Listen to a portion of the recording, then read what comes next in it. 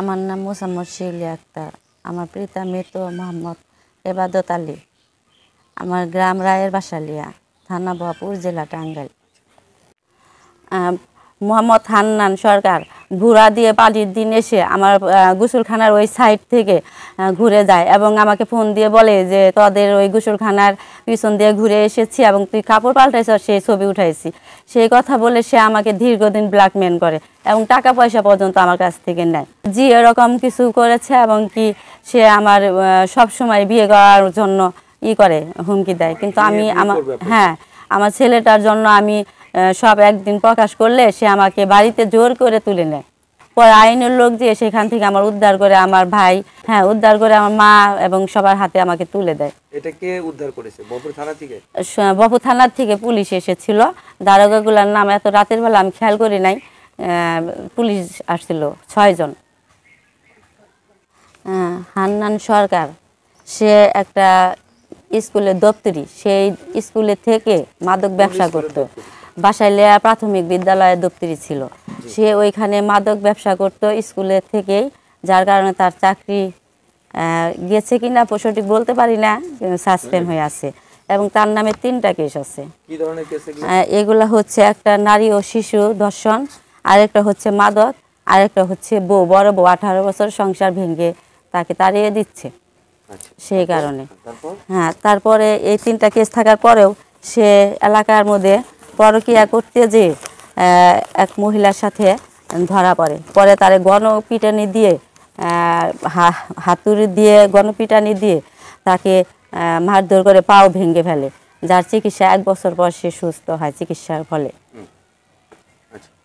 এখন এই বিষয়ে আপনার তার প্রতি কি অভিযোগ? তার প্রতি অভিযোগ সে আমাকে হুমকির মুখে রেখেছে। আমি আইন থেকে নিরাপত্তা পাচ্ছি না, যেখানে যাচ্ছি আমার কোনো নিরাপত্তা নাই। তার টাকার কাছে আমি এগুলা পেরে উঠতে পারছি না, আমার বিচার কেউ দিচ্ছে না। সব সত্য প্রমাণ হওয়ার পরেও প্রশাসন আমাকে বলছে যে তোমার তো হাত কেটে যায় নাই, তোমার তো গলা কেটে যায় নাই, তাহলে তোমার এই আইনের ব্যবস্থা আমি এন্ট্রি করব কি করে? তাহলে এই কথা বলে আমাকে বিদায় করে, আমার কেস এন্ট্রি হয় না। হুমকিটা কিভাবে দিচ্ছে? হুমকিটা দিচ্ছে মোবাইলের মাধ্যমে দিচ্ছে, রাস্তায়ও দিচ্ছে, একা পেলে। জি আছে, হুমকিটা দিচ্ছে। এই যে ডকুমেন্ট আরো আছে অনেক। তারপর আর কি ধরনের ডকুমেন্টস আছে? আরো এই যে সাথে অন্য নাম জড়ানো ডকুমেন্টস আছে। তারা যদি আমার সাথে কথা বলে কিংবা গ্রামের কোনো মাতবর কথা বলে, তাদেরকে নিয়েও হুমকি দিচ্ছে যে কথা বললে, তাদের সাথে কথা বললে তাহলে আমি এরকম তো আর এটা করবো ওটা করবো, বিচার দেই তাহলে আমাকে মেরে ফেলবে। আমি এগুলা সব দেখাচ্ছি। দেখানোর পরে তারা কি ব্যবস্থা নিয়েছে? তারা নিচে এই যে অভিযোগটা লিখে নিছে একটা, সেই অভিযোগটা সত্য প্রমাণই হয়েছে, কিন্তু হওয়ার পরেও তারা আমাকে কোনো ব্যবস্থা বিধি করে নাই। ব্যবস্থা না নেওয়ার পরবর্তীতে আমি বাড়িতে এসে খুব আতঙ্কের মুখে আছি। কোথাও যে আমি স্থান পাচ্ছি না, আমার ব্যবস্থা নেয় না, টাকার কাছে আমি হেরে গেছি। প্রশাসনের কাছে আমি দাবি করি এইটাই যে আমাদের মতো মানুষ বিচার পাক এবং একটা মাদক ব্যবসায়ীকারীকে তার হাত থেকে আমাকে বাঁচাক। আমি যেটুকু জানি সেটুকু বলতেছি যে মাঠে গেছিল, তাদের হাত ধরে পারাবাড়ি করছে, দাও বাস দাও আপনার লাঠি নিয়ে আসবার কয়। তখন নিয়ে আসছে, তখন ও বলছে যে আমার বোনের ডাক দাও, আমার এখান থেকে নিয়ে যাও। পরে বছর নিয়ে আসছি, এটুকুই আমি জানি। এটা কার সাথে ঘটেছে ঘটনাগুলো?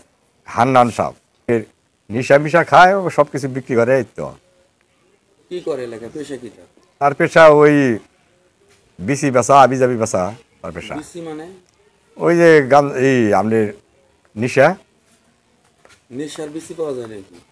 ওই ট্যাবলেট না কি কয় না, মাদক।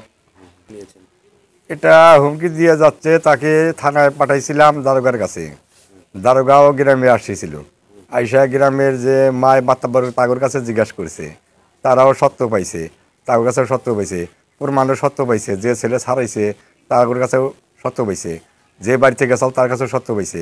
এখন পুলিশে এর কোনো বিধি বিস্তার নিতে আছে না, কিসের লেগা রাত্রে তার ছেলেটা নিয়ে আসা যাওয়া করে বুয়াপুর। এখন কোনো যদি রিক্সে হয়, কোনো কিছু যদি হয়, মাইটা ফেলা যায়, কোনো কিছু রিক্সে হয়, এখন এটার দায়ী বাইর কারা? হান্নান সরকার কয়েকটা নারীর সাথে সে কেলেঙ্কারিতে জড়িত। তারপরে সে প্রথম স্ত্রীকে তালাক দিয়ে আরেকটা নারীকে সে বিবাহ করেছে এবং আরেকটা নারী নির্যাতনের করার কারণে তার বিরুদ্ধে এখন এই কোর্টে নারী নির্যাতনের কেস আছে, ধর্ষণ মামলা চলমান। আমরাও এই গুঞ্জন শুনতেছি যে সে নাকি ওই যারা চাকরির যে চক্রটা চাকরি দেওয়ার জন্য মানে উঠিয়ে পড়ে লাগছে, তারা নাকি 8 লক্ষ টাকা তার বেতনের পুরো টাকাটাই নিয়ে নেবে, এটা স্ট্যাম্পে লিখিতভাবে নিয়ে নিচ্ছে। আমরা পাই নাই, কিন্তু এটা মানে পুরা গ্রাম সহ এটা গুঞ্জন উঠছে যে ও যেন আর এই স্কুলে পুনরায় না আসতে পারে, এটা আমাদের গ্রামের পক্ষে সবার দাবি। এটা কেন চাচ্ছেন আপনারা? ওর মতো দুর্নীতি মানে একটা মাদক ব্যবসায়ী, একটা মাদক সেবক, তারপরে নারী নির্যাতনকারী, ওই চুরি দুশ্চরিত্রের লোক যেন এই স্কুলের শিক্ষা প্রতিষ্ঠানে সে আর না আসতে পারে, এটা আমাদের গ্রামের পক্ষ থেকে জোর দাবি। নাইট গার্ডের হিসেবে কাজ করতো বিভিন্ন জায়গা থেকে, যখন ওখানে আপনার হলো নলেন ওই দিক থেকে কিছু লোক আসতো, ব্যবসায়ী যারা, তারা আসতো আসে আর ওই অফিস রুম খুলে, ও অফিস রুমে চাবি থাকতো, অফিস রুম খুলে ও অফিসেই এগুলা ব্যবসা করতো, সেবন করতো ওদের নিয়ে। আবার পাশাপাশি দেখা যায় যে সিএনজি নিয়ে আসতো, আবার পাশাপাশি নারী নেও এখানে আসতো আর কি অফিসের মধ্যে।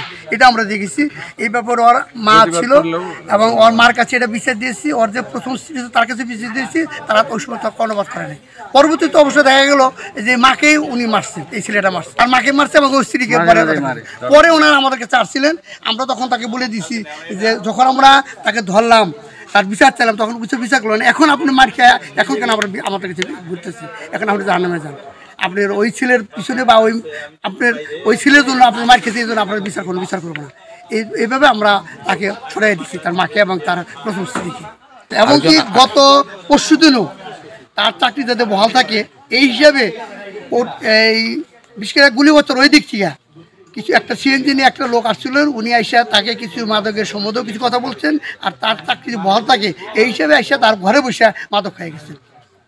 স্কুলের দক্ষিণ পাশে তার ঘরে বসে এরকম মাঝে মাঝে আসে, সিএনজি নিয়ে আসে। তার আপন চাচাতো ভাই সেও যদি প্রতিবাদ করে, তার রাস্তার পাশ দিয়ে যায়, দেখা যায় তাকেও সে গালমন্দ করে এবং আশেপাশে কেউ বললে তাকে গালমন্দ করে।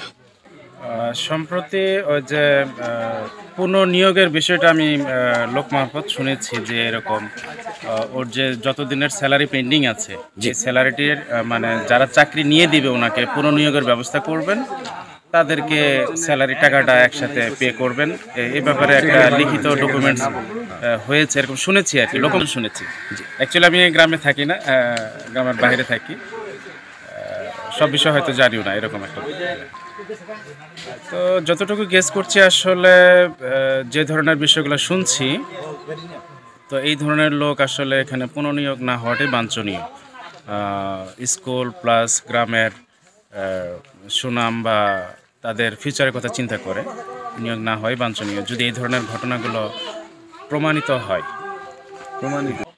অভিযোগ করেছি আমরা উপজেলা শিক্ষা নির্বাহী প্লাস হলো শিক্ষা অফিসার বরাবর, পাশাপাশি হলো পরে জেলা ওটা অনুলিপি আছে না, জেলা প্রাথমিক শিক্ষা একটা অনুলিপি থাকার কথা আর কি, এই ব্যবহার করছি এবং চেয়ারম্যান বরাবর এটা তার নলেজে আছে, তাকে দেওয়া হয়েছে আর কি। ওনারা যেভাবে আগাচ্ছিলেন খুব তড়িৎ ঘড়ি করে, যে কথাটা প্রশাসক বললেন যে ইমিডিয়েটলি সে আসতে জয়েন করবে, জয়েন করে সে পদক্ষেপ নেবে যারা বিরোধিতা করছে। এরকম উচ্চ মোবাইলে অনেক এটা আমাদেরকে ভিডিও আছে যে আমাদেরকে সে হুমকি দিচ্ছে, বলছে যাদের কাছে বলছে, যার মোবাইলে আছে তারা আমাদের কাছে বলতেছে যে একটু হুমকি দিচ্ছে। তো সেই হিসাবে আমরা যতক্ষণ ধরে দরখাস্ত করছি, তাতে এখন পর্যন্ত শিক্ষা অফিস থেকে পদক্ষেপ যেটা নিচ্ছে, তাতে এখন পর্যন্ত সে এখন আসতে পারেনি। তা আমরা আশা রাখবো যাতে শিক্ষা অফিসে আমরা যোগাযোগ করবো, ওদের না আসতে পারে আর কি।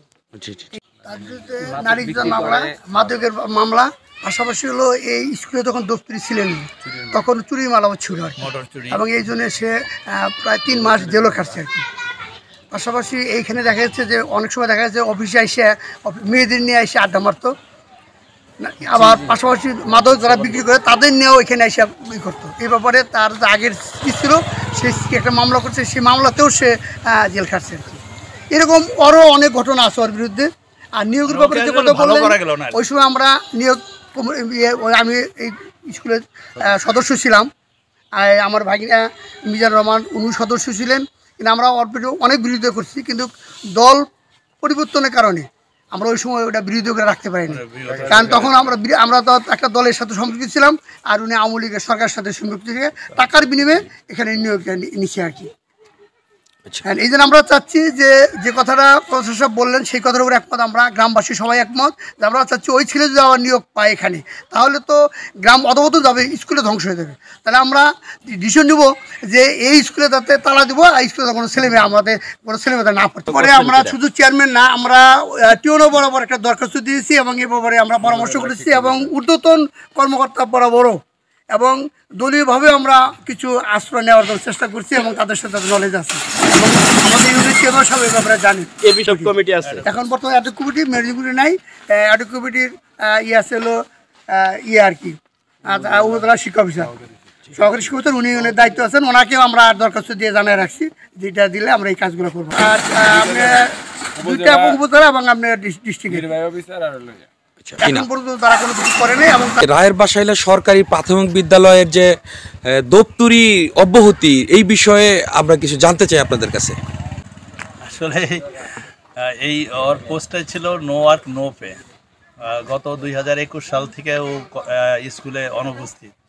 ওর বিরুদ্ধে গ্রামবাসী প্লাস ওর বিরুদ্ধে বিস্তর অভিযোগ, সেটা হলো যে ওর বিরুদ্ধে মাদকের অভিযোগ আছে, নারী নির্যাতনের অভিযোগ আছে, ধর্ষণের অভিযোগ আছে এবং ওর বহুবিধ অভিযোগ। এবং ও আসলে প্রকাশ্যে গ্রামে বলে বেড়ায় যে নিয়োগটা পেয়ে নেই, আবার যারা বিরোধিতা করে তাদের বিরুদ্ধে ওনাকে কি করবে। এটা আসলে ওর এক ধরনের উদ্ধত্তপূর্ণ আচরণ, এটা গ্রামবাসী ওকে একেবারেই অপছন্দ করে। এবং ওর মতো লোক যদি এই প্রাইমারি স্কুলে আবার নিয়োগ পায়, তাহলে আমরা মাদককে প্রশ্রয় দেব এবং মাদককে সম্প্রসারিত করার জন্য চেষ্টা করব। আমরা গ্রামবাসী মনে করি যে ওর মধ্যে একটা মাদক ব্যবসায়ী, নারী নির্যাতনকারী এবং চুরির অভিযোগ ওর বিরুদ্ধে আছে। এরকম একটা অভিযোগপ্রাপ্ত লোক এই রায়ের বাসাইলে স্কুলে যেন পুনঃনিয়োগ না পায়, এটাই আমাদের গ্রামবাসীর পক্ষ থেকে আমাদের আবেদন আর কি।